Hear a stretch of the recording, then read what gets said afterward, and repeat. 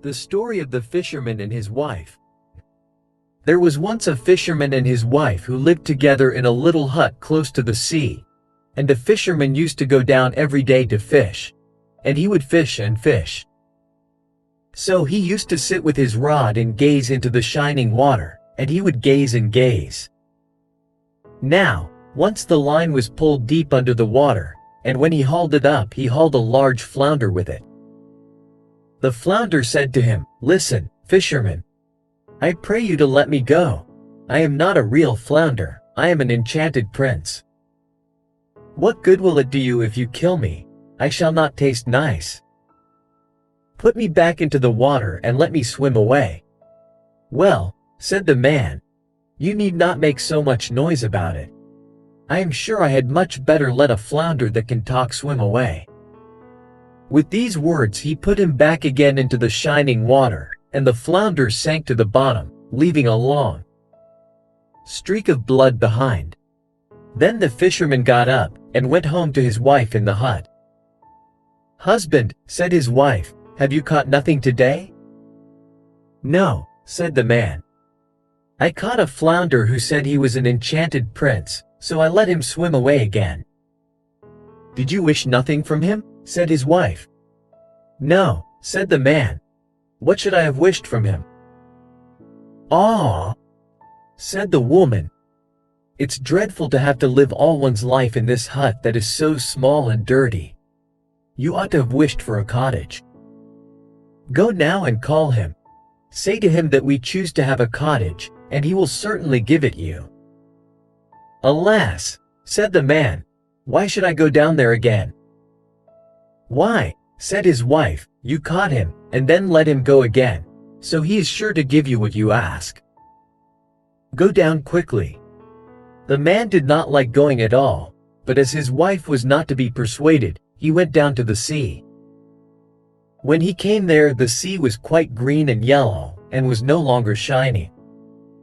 So he stood on the shore and said, "Once a prince, but changed you be into a flounder in the sea. Come, for my wife, Ilsabel, wishes what I dare not tell." Then the flounder came swimming up and said, "Well, what does she want?" "Alas," said the man, "my wife says I ought to have kept you and wished something from you. She does not want to live any longer in the hut. She would like a cottage." "Go home, then," said the flounder, "she has it." So the man went home, and there was his wife no longer in the hut, but in its place was a beautiful cottage, and his wife was sitting in front of the door on a bench. She took him by the hand and said to him, "Come inside, and see if this is not much better."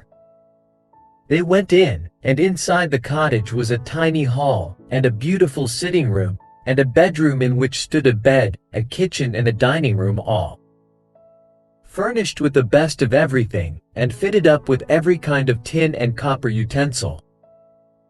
And outside was a little yard in which were chickens and ducks, and also a little garden with vegetables and fruit trees. "See," said the wife, "isn't this nice?" "Yes," answered her husband. "Here we shall remain and live very happily." "We will think about that," said his wife. With these words they had their supper and went to bed. All went well for a week or a fortnight, then the wife said, "Listen, husband, the cottage is much too small, and so is the yard and the garden. The flounder might just as well have sent us a larger house. I should like to live in a great stone castle. Go down to the flounder and tell him to send us a castle." "Ah, wife," said the fisherman, "the cottage is quite good enough. Why do we choose to live in a castle?" "Why," said the wife, "you go down, the flounder can quite well do that." "No, wife," said the man, "the flounder gave us the cottage. I do not like to go to him again. He might take it amiss." "Go," said his wife. "He can certainly give it us, and ought to do so willingly. Go at once." The fisherman's heart was very heavy, and he did not like going. He said to himself, "It is not right. Still, he went down. When he came to the sea, the water was all violet and dark blue, and dull and thick, and no longer green and yellow, but it was still smooth.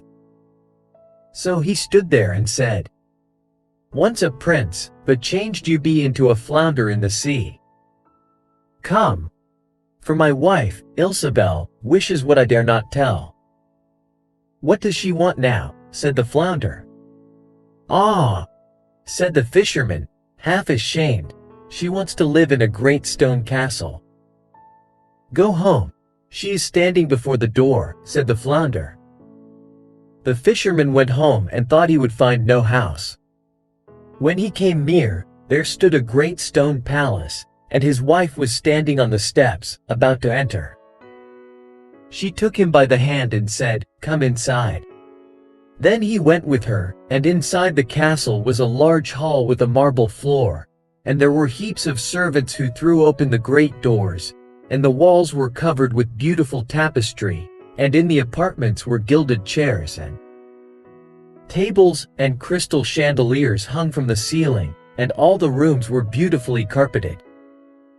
The best of food and drink also was set before them when they wished to dine. And outside the house was a large courtyard with horse and cow stables and a coach house, all fine buildings, and a splendid garden with most beautiful flowers and fruit, and in a park quite a league long were deer and roe and hares, and everything one could wish for. "Now," said the wife, "isn't this beautiful?" "Yes, indeed," said the fisherman. "Now we will stay here and live in this beautiful castle, and be very happy." "We will consider the matter," said his wife, and they went to bed. The next morning the wife woke up first at daybreak, and looked out of the bed at the beautiful country stretched before her. Her husband was still sleeping, so she dug her elbows into his side and said, "Husband, get up and look out of the window. Could we not become the king of all this land? Go down to the flounder and tell him we choose to be king." "Ah, wife," replied her husband, "why should we be king? I don't want to be king." "Well," said his wife, "if you don't want to be king, I will be king. Go down to the flounder, I will be king." "Alas! Wife," said the fisherman, "why do you want to be king?" "I can't ask him that." "And why not?" said his wife. "Go down at once. I must be king." So the fisherman went, though much vexed that his wife wanted to be king. "It is not right. It is not right," he thought. He did not wish to go, yet he went. When he came to the sea, the water was a dark gray color, and it was heaving against the shore. So he stood and said, "Once a prince, but changed you be into a flounder in the sea. Come, for my wife, Ilsabel, wishes what I dare not tell." "What does she want now?" asked the flounder. "Alas!" said the fisherman, "she wants to be king." "Go home. She is that already," said the flounder. The fisherman went home, and when he came near the palace he saw that it had become much larger, and that it had great towers and splendid ornamental carving on it. A sentinel was standing before the gate, and there were numbers of soldiers with kettledrums and trumpets. And when he went into the palace, he found everything was of pure marble and gold, and the curtains of damask with tassels of gold. Then the doors of the hall flew open, and there stood the whole court round his wife, who was sitting on a high throne of gold and diamonds. She wore a great golden crown, and had a scepter of gold and precious stones in her hand, and by her on either side stood 6 pages in a row, each one a head taller than the other. Then he went before her and said, "Ah, wife, are you king now?" "Yes," said his wife, "now I am king." He stood looking at her, and when he had looked for some time, he said, "Let that be enough, wife, now that you are king. Now we have nothing more to wish for." "Nay, husband," said his wife restlessly, "my wishing powers are boundless. I cannot restrain them any longer. Go down to the flounder. King I am, now I must be emperor. Alas! Wife, said the fisherman, why do you want to be emperor? Husband, said she, go to the flounder. I will be emperor. Ah, wife, he said, he cannot make you emperor. I don't like to ask him that. There is only one emperor in the kingdom. Indeed and indeed he cannot make you emperor. What? Said his wife. I am king, and you are my husband. Will you go at once? Go! If he can make king, he can make emperor, and emperor I must and will be. Go! So he had to go. But as he went, he felt quite frightened, and he thought to himself, this can't be right. To be emperor is too ambitious. The flounder will be tired out at last. Thinking this, he came to the shore. The sea was quite black and thick, and it was breaking high on the beach. The foam was flying about, and the wind was blowing. Everything looked bleak. The fisherman was chilled with fear. He stood and said, once a prince, but changed you be into a flounder in the sea. Come. For my wife, Ilsabel, wishes what I dare not tell. What does she want now? Asked Flounder. Alas! Flounder, he said, my wife wants to be emperor. Go home, said the flounder, she is that already. So the fisherman went home, and when he came there he saw the whole castle was made of polished marble, ornamented with alabaster statues and gold. Before the gate soldiers were marching, blowing trumpets and beating drums. Inside the palace were walking barons, counts, and dukes, acting as servants. They opened the door, which was of beaten gold. And when he entered, he saw his wife upon a throne which was made out of a single block of gold, and which was quite 6 cubits high. She had on a great golden crown which was 3 yards high and set with brilliants and sparkling gems. In one hand she held a scepter, and in the other the imperial globe, and on either side of her stood 2 rows of halberdiers, each smaller than the other, from a 7-foot giant to the tiniest little dwarf no higher than my little finger. Many princes and dukes were standing before her. The fisherman went up to her quietly and said, Wife, are you emperor now? Yes, she said, I am emperor. He stood looking at her magnificence, and when he had watched her for some time, said, Ah, wife, let that be enough, now that you are emperor. Husband, said she, why are you standing there? I am emperor now, and I want to be pope too. Go down to the flounder. Alas! Wife, said the fisherman, what more do you want? You cannot be pope. There is only one pope in Christendom, and he cannot make you that. Husband, she said, I will be pope. Go down quickly, I must be pope today. No, wife, said the fisherman, I can't ask him that. It is not right, it is too much.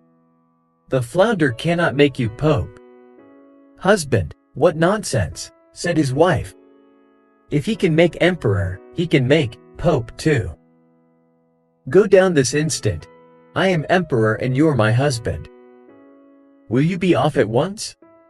So he was frightened and went out, but he felt quite faint, and trembled and shook, and his knees and legs began to give way under him. The wind was blowing fiercely across the land, and the clouds flying across the sky looked as gloomy as if it were night.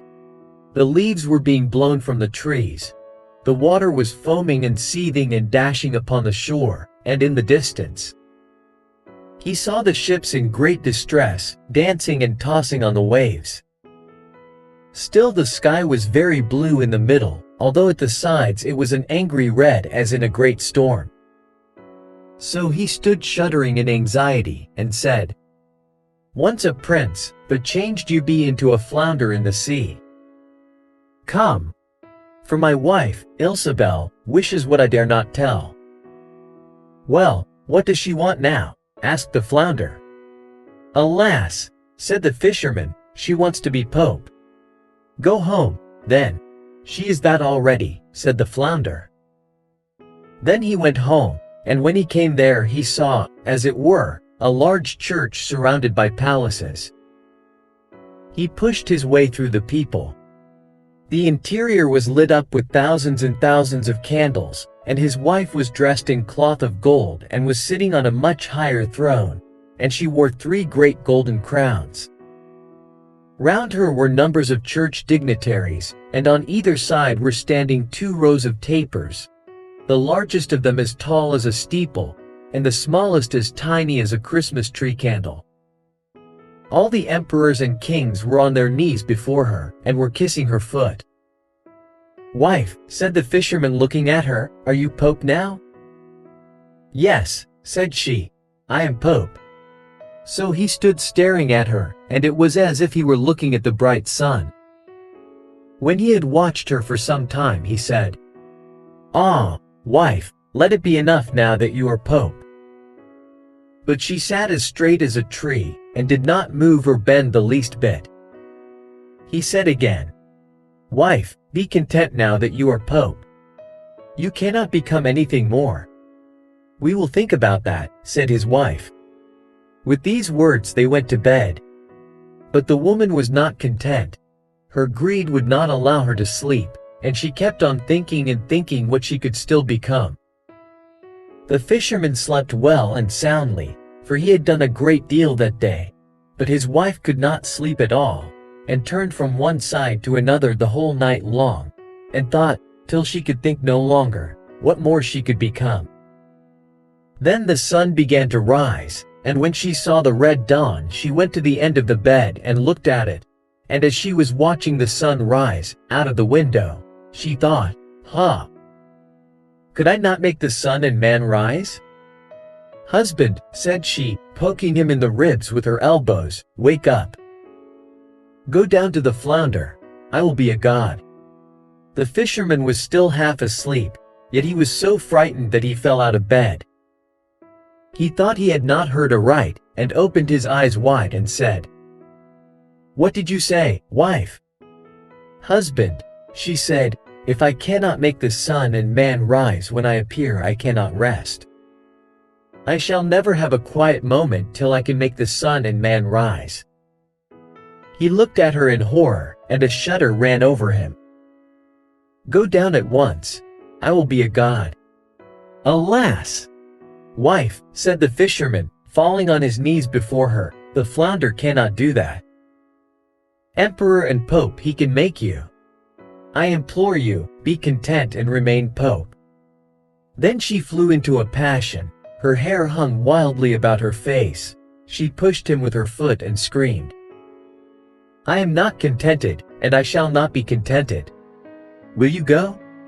So he hurried on his clothes as fast as possible, and ran away as if he were mad. But the storm was raging so fiercely that he could scarcely stand. Houses and trees were being blown down, the mountains were being shaken, and pieces of rock were rolling in the sea. The sky was as black as ink, it was thundering and lightning, and the sea was tossing in great waves as high as church towers and mountains, and each had a white crest of foam. So he shouted, not able to hear his own voice, Once a prince, but changed you be into a flounder in the sea. Come. For my wife, Ilsabel, wishes what I dare not tell. Well, what does she want now? Asked the flounder. Alas, said he, she wants to be a god. Go home, then, she is sitting again in the hut. And there they are sitting to this day. The Golden Lads. A poor man and his wife lived in a little cottage where they supported themselves by catching fish in the nearest river, and got on as best they could, living from hand to mouth. One day it happened that when the fisherman drew in his net, he found in it a remarkable fish, for it was entirely of gold. As he was inspecting it with some surprise, the fish opened its mouth and said, Listen to me, fisher. If you will just throw me back into the water, I'll turn your poor little cottage into a splendid castle. The fisher replied, What good Pray, will a castle be to me if I have nothing to eat in it?" "Oh," said the goldfish, "I'll take care of that. There will be a cupboard in the castle, in which you will find dishes of every kind of food you can wish for most." "If that's the case," said the man, "I've no objection to oblige you." "Yes," observed the fish, "but there is one condition attached to my offer, and that is that you are not to reveal to a soul where your good fortune comes from. If you say a word about it, it will all vanish." The man threw the fish back into the water and went home. But on the spot where his cottage used to stand, he found a spacious castle. He opened his eyes wide, went in, and found his wife dressed out in smart clothes, sitting in a splendidly furnished drawing room. She was in high spirits and cried out, "Oh, husband, how can this all have happened? I am so pleased." "Yes," said her husband, "so am I pleased. But I'm uncommonly hungry, and I want something to eat at once." Said his wife, "I've got nothing, and I don't know where anything is in this new house." "Never mind," replied the man. "I see a big cupboard there. Suppose you unlock it." When the cupboard was opened, they found meat, cakes, fruit, and wine, all spread out in the most tempting fashions. The wife clapped her hands with joy and cried, "Dear heart, what more can one wish for?" And they sat down and ate and drank. When they had finished, the wife asked, "But husband, where do all these riches come from?" "Ah," said he, "don't ask me.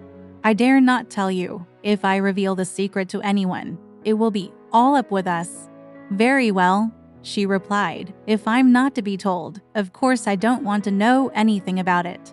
But she was not really in earnest, for her curiosity never left her a moment's peace by day or night. And she teased and worried her husband to such a pitch that at length he quite lost patience and blurted out that it all came from a wonderful golden fish which he had caught and set free again. Hardly were the words well out of his mouth when castle, cupboard, and all vanished, and there they were sitting in their poor little fishing hut once more. The man had to betake himself to his former trade and set to fishing again. As luck would have it, he caught the golden fish a second time. "Now listen," said the fish, "if you'll throw me back into the water, I'll give you back the castle and the cupboard with all its good things. But now take care, and don't for your life betray where you got them, or you'll just lose them again." "I'll be very careful," promised the fisher, and threw the fish back into the water. When he went home, he found all their former splendor restored, and his wife overjoyed at their good fortune. But her curiosity still continued to torment her, and after restraining it with a great effort for a couple of days, she began questioning her husband again as to what had happened and how he had managed. The man kept silence for some time, but at last she irritated him so much that he burst out with the secret. And in one moment the castle was gone, and they sat once more in their wretched old hut. "There," exclaimed the man, "you would have it know we may just go on short commons." "Ah," said his wife, "after all I'd rather not have all the riches in the world if I can't know where they come from. We shall not have a moment's peace." The man took to his fishing again, and one day fate brought the goldfish into his net for the third time. "Well," said the fish, "I see that I am evidently destined to fall into your hands. Now take me home and cut me into 6 pieces. Give 2 bits to your wife to eat, 2 to your horse, and plant the remaining 2 in your garden, and they will bring you a blessing." The man carried the fish home and did exactly as he had been told. After a time, it came to pass that from the 2 pieces he had planted in the garden 2 golden lilies grew up, and that his horse had 2 golden foals, whilst his wife gave birth to twin boys who were all golden. The children grew up both tall and handsome, and the foals and the lilies grew with them. One day the children came to their father and said, "Father, we want to mount on golden steeds and ride forth to see the world." Their father answered sadly, "How can I bear it if, when you are far away, I know nothing about you?"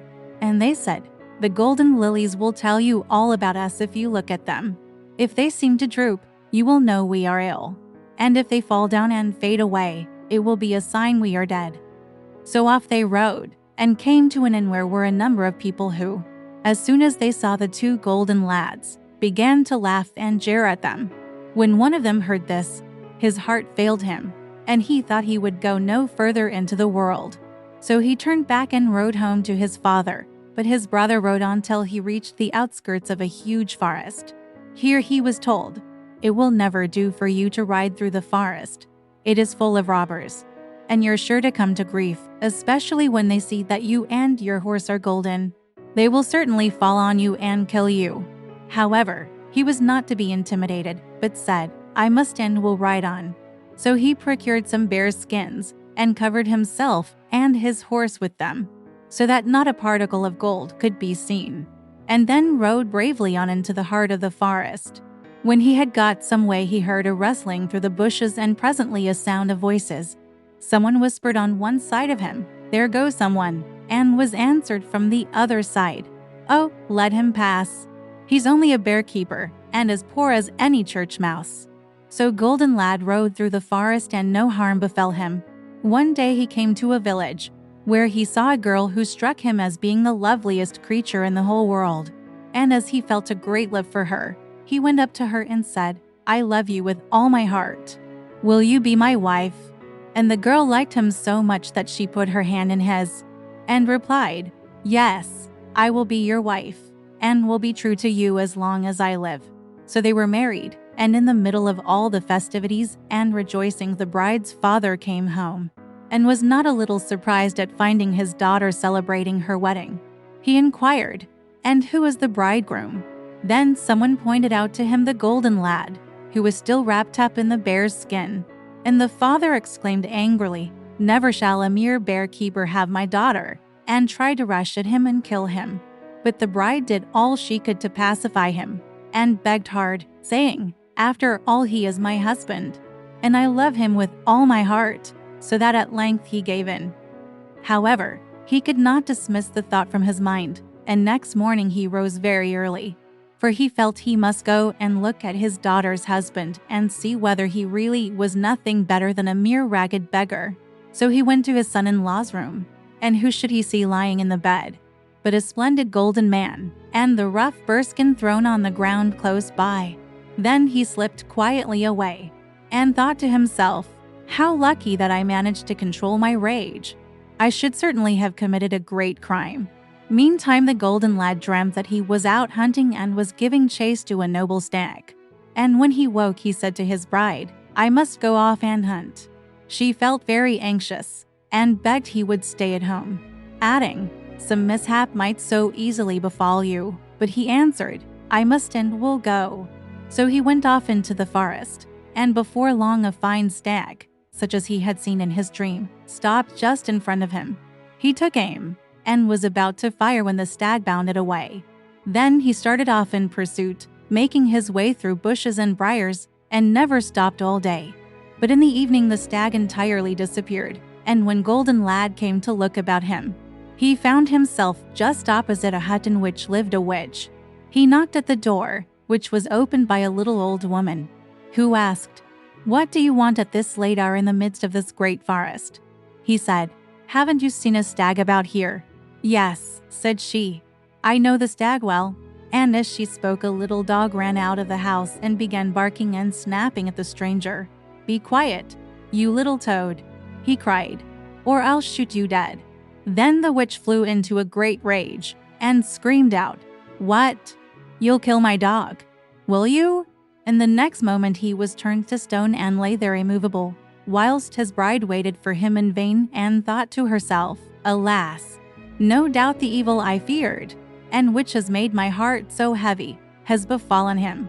Meantime, the other brother was standing near the golden lilies at home, when suddenly one of them bent over and fell to the ground.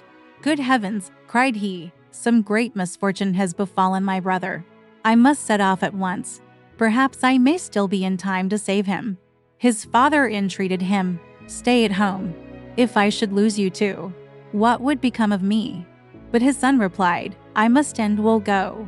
Then he mounted his golden horse and rode off till he reached the forest where his brother lay transformed to stone. The old witch came out of her house and called to him, for she would gladly have cast her spells on him too. But he took care not to go near her, and called out, "Restore my brother to life at once, or I'll shoot you down on the spot." Reluctantly, she touched the stone with her finger, and in a moment it resumed its human shape. The two golden lads fell into each other's arms and kissed each other with joy, and then rode off together to the edge of the forest, where they parted, one to return to his old father, and the other to his bride. When the former got home, his father said, "I knew you had delivered your brother, for all." Of a sudden the golden lily reared itself up and burst into blossom. Then they all lived happily to their lives' ends, and all things went well with them. The Golden Mermaid. A powerful king had, among many other treasures, a wonderful tree in his garden, which bore every year beautiful golden apples. But the king was never able to enjoy his treasure, for he might watch and guard them as he liked. As soon as they began to get ripe, they were always stolen. At last, in despair, he sent for his 3 sons, and said to the 2 eldest, "Get yourselves ready for a journey. Take gold and silver with you, and a large retinue of servants, as beseems to noble princes. And go through the world till you find out who it is that steals my golden apples, and, if possible, bring the thief to me that I may punish him as he deserves."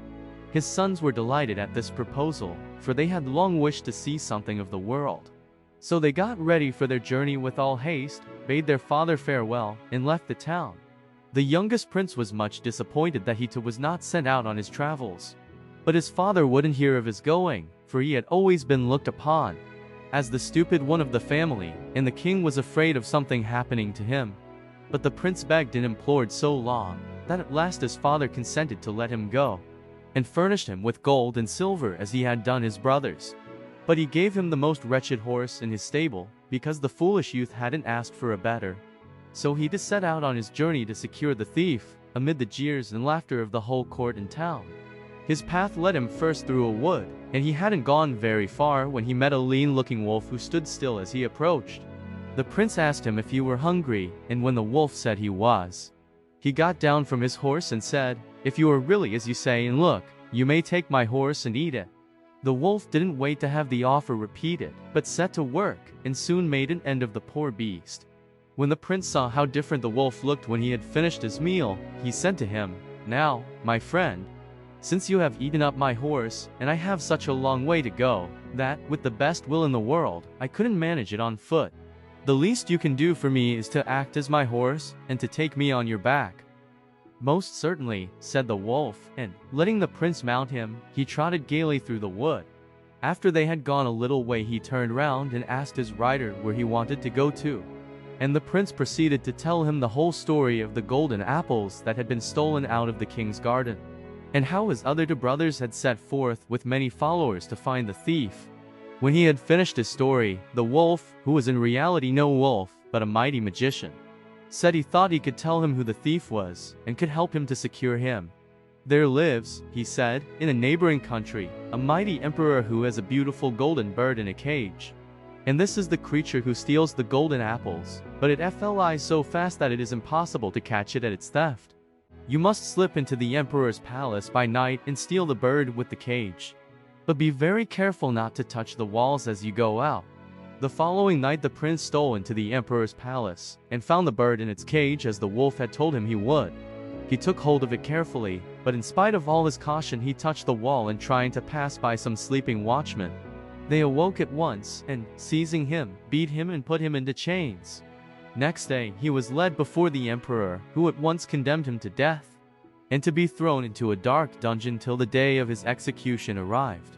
The wolf, who, of course, knew by his magic arts all that had happened to the prince, turned himself at once into a mighty monarch with a large train of followers, and proceeded to the court of the emperor, where he was received with every show of honor. The emperor he conversed on many subjects, and, among other things, the stranger asked his host if he had many slaves. The emperor told him he had more than he knew what to do with, and that a new one had been captured that very night for trying to steal his magic bird. But that as he had already more than enough to feed and support, he was going to have this last captive hanged next morning. "He must have been a most daring thief," said the king, "to try and steal the magic bird. For depend upon it, the creature must have been well guarded. I would really like to see this bold rascal." "By all means," said the emperor. And he himself led his guest down to the dungeon where the unfortunate prince was kept prisoner. When the emperor stepped out of the cell with the king, the latter turned to him and said, "Most mighty emperor, I have been much disappointed. I had thought to find a powerful robber, and instead of that I have seen the most miserable creature I can imagine. Hanging is far too good for him. If I had to sentence him, I should make him perform some very difficult task, under pain of death. If he did it, so much the better for you, and if he didn't, matters would just be as they are now and he could still be hanged. Your counsel," said the emperor, "is excellent, and, as it happens, I've got the very thing for him to do. My nearest neighbor, who is also a mighty emperor, possesses a golden horse which he guards most carefully.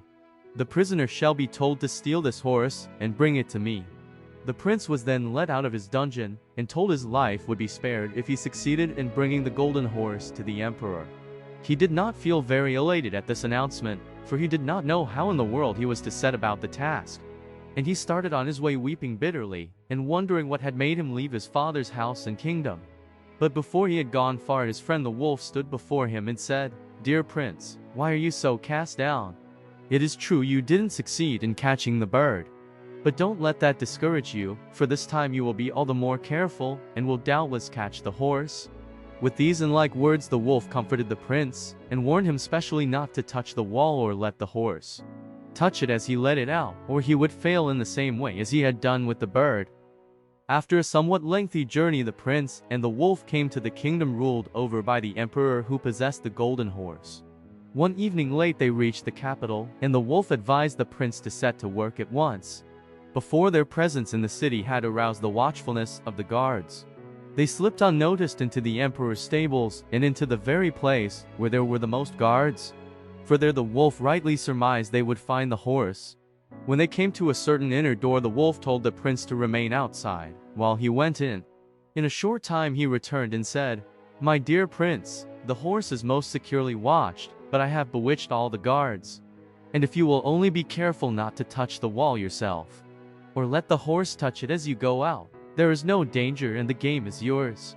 The prince, who had made up his mind to be more than cautious this time, went cheerfully to work. He found all the guards fast asleep, and, slipping into the horse's stall, he seized it by the bridle and let it out. But, unfortunately, before they had got quite clear of the stables, a gadfly stung the horse and caused it to switch its tail, whereby it touched the wall. In a moment all the guards awoke, seized the prince, and beat him mercilessly with their horse whips, after which they bound him with chains and flung him into a dungeon. Next morning they brought him before the emperor, who treated him exactly as the king with the golden bird had done, and commanded him to be beheaded on the following day. When the wolf magician saw that the prince had failed this time too, he transformed himself again into a mighty king, and proceeded with an even more gorgeous retinue than the first time to the court of the emperor. He was courteously received and entertained, and once more after dinner he led the conversation on to the subject of slaves, and in the course of it again requested to be allowed to see the bold robber who had dared to break into the emperor's stable to steal his most valuable possession. The emperor consented, and all happened exactly as it had done at the court of the emperor with the golden bird. The prisoner's life was to be spared only on condition that within 3 days he should obtain possession of the Golden Mermaid, whom hitherto no mortal had ever approached. Very depressed by his dangerous and difficult task, the prince left his gloomy prison. But, to his great joy, he met his friend the wolf before he had gone many miles on his journey. The cunning creature pretended he knew nothing of what had happened to the prince, and asked him how he had fared with the horse. The prince told him all about his misadventure, and the condition on which the emperor had promised to spare his life. Then the wolf reminded him that he had twice got him out of prison, and that if he would only trust in him, and do exactly as he told him, he would certainly succeed in this last undertaking. Thereupon they bent their steps towards the sea, which stretched out before them, as far as their eyes could see, all the waves dancing and glittering in the bright sunshine. "Now," continued the wolf, "I am going to turn myself into a boat full of the most beautiful silken merchandise, and you must jump boldly into the boat and steer with my tail in your hand right out into the open sea. You will soon come upon the Golden Mermaid. Whatever you do, don't follow her if she calls you, but on the contrary say to her, 'The buyer comes to the seller, not the seller to the buyer.' After which you must steer towards the land, and she will follow you, for she won't be able to resist the beautiful wares you have on board your ship. The prince promised faithfully to do all he had been told, whereupon the wolf changed himself into a ship full of most exquisite silks, of every shade and color imaginable. The astonished prince stepped into the boat, and, holding the wolf's tail in his hand, he steered boldly out into the open sea, where the sun was gilding the blue waves with its golden rays. Soon he saw the Golden Mermaid swimming near the ship, beckoning and calling to him to follow her. But, mindful of the wolf's warning, he told her in a loud voice that if she wished to buy anything she must come to him. With these words he turned his magic ship round and steered back towards the land. The mermaid called out to him to stand still, but he refused to listen to her and never paused till he reached the sand of the shore. Here he stopped and waited for the mermaid, who had swum after him. When she drew near the boat he saw that she was far more beautiful than any mortal he had ever beheld. She swam round the ship for some time, and then swung herself gracefully on board, in order to examine the beautiful silken stuffs more closely. Then the prince seized her in his arms, and kissing her tenderly on the cheeks and lips, he told her she was his forever. At the same moment the boat turned into a wolf again, which so terrified the mermaid that she clung to the prince for protection.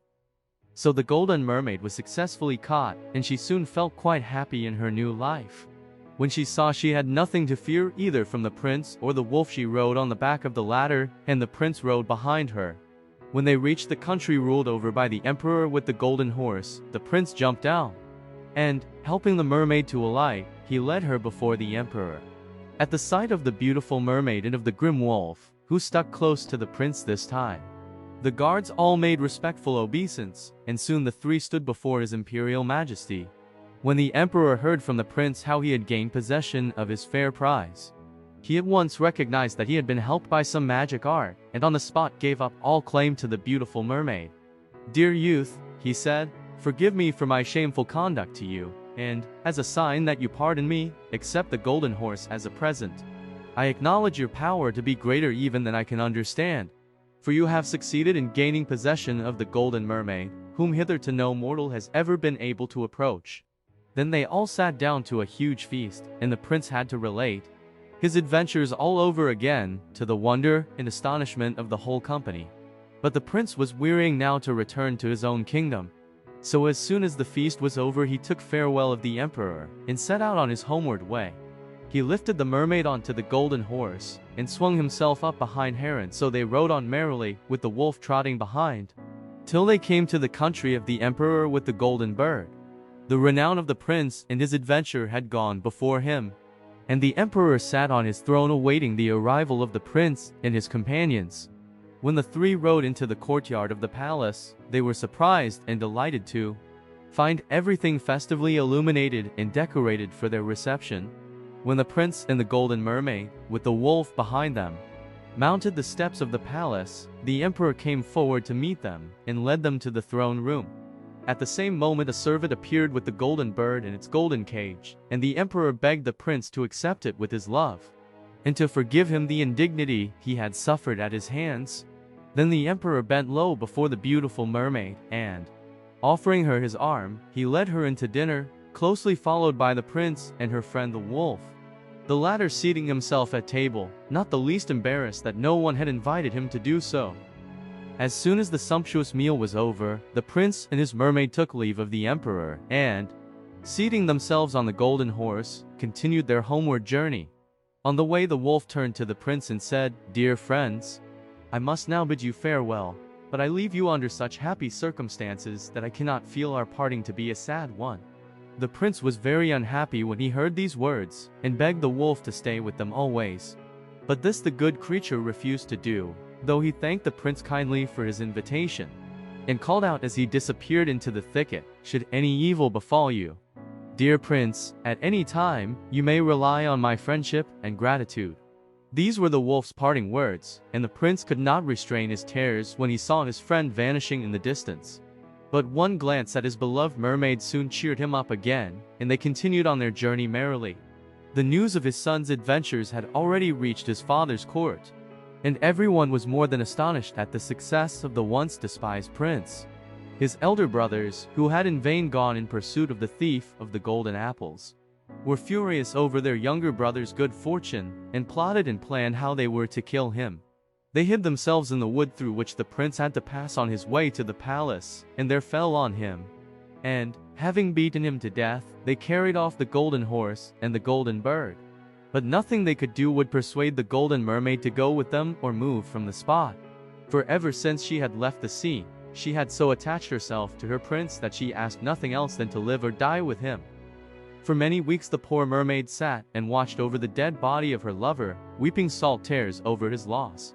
When suddenly one day their old friend the wolf appeared and said, "Cover the prince's body with all the leaves and flowers you can find in the wood." The maiden did as he told her, and then the wolf breathed over the flowery grave, and, lo and behold, the prince lay there sleeping as peacefully as a child. "Now you may wake him if you like," said the wolf, and the mermaid bent over him and gently kissed the wounds his brothers had made on his forehead, and the prince awoke, and you may imagine how delighted he was to find his beautiful mermaid beside him, though he felt a little depressed when he thought of the loss of the golden bird and the golden horse. After a time the wolf, who had likewise fallen on the prince's neck, advised them to continue their journey, and once more the prince and his lovely bride mounted on the faithful beast's back. The king's joy was great when he embraced his youngest son, for he had long since despaired of his return. He received the wolf and the beautiful golden mermaid most cordially too, and the prince was made to tell his adventures all over from the beginning. The poor old father grew very sad when he heard of the shameful conduct of his elder sons, and had them called before him. They turned as white as death when they saw their brother, whom they thought they had murdered, standing beside them alive and well.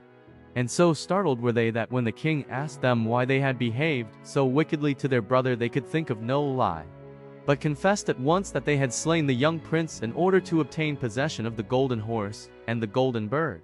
Their father's wrath knew no bounds, and he ordered them both to be banished. But he could not do enough to honor his youngest son, and his marriage with the beautiful mermaid was celebrated with much pomp and magnificence. When the festivities were over, the wolf bade them all farewell, and returned once more to his life in the woods, much to the regret of the old king and the young prince and his bride. And so ended the adventures of the prince with his friend the wolf.